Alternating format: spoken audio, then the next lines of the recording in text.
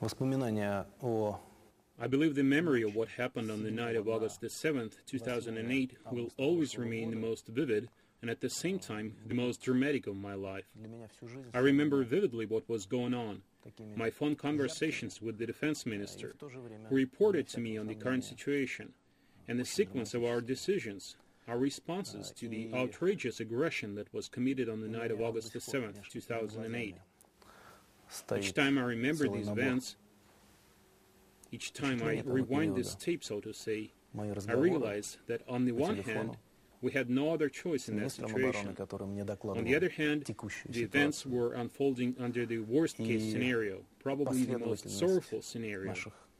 There are few such episodes in the life of any person, especially of a head of state. And it is probably right, because such decisions are hard, let alone their consequences.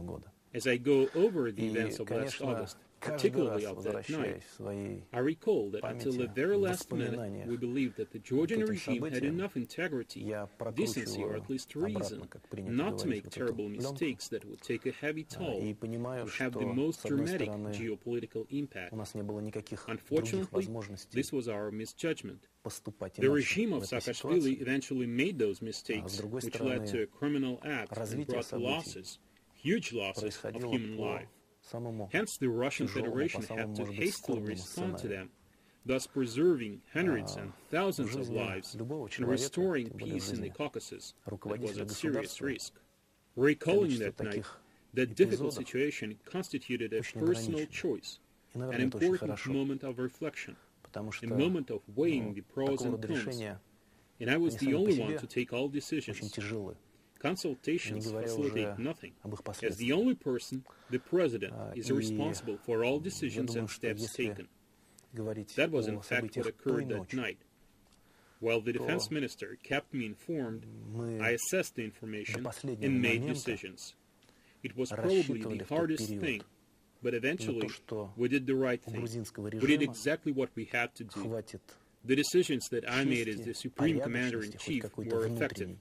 And above all, they helped save people's lives. As I recall that night, I think that generally our country acted in a responsible and decent manner, although it was quite a challenge.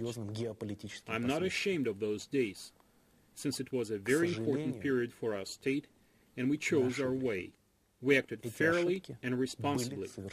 I had never been to Tsinval before my first official presidential visit to the new country, the Republic of South Ossetia. The situation there is very complex indeed. The population of the Republic is very poor, and lots of problems and challenges have accumulated during almost 2 decades of the blockade. However, both the South Ossetian people and their leadership are willing to deal with these problems. Certainly, we will help them in addressing these problems.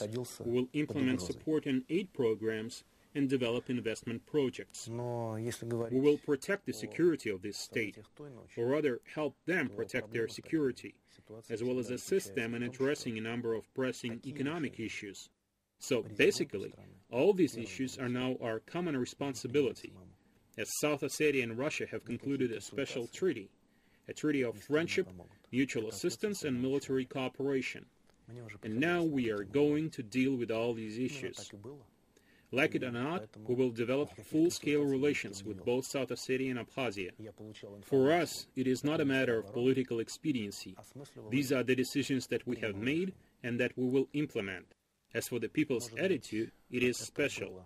I can say openly that it was very important to me, because when I arrived I saw their faces, and I saw how much they thought of Russia, and how they welcomed the President of the Russian Federation. One can say or write many different things about this, but it is impossible to express the real emotions, which in fact are very simple.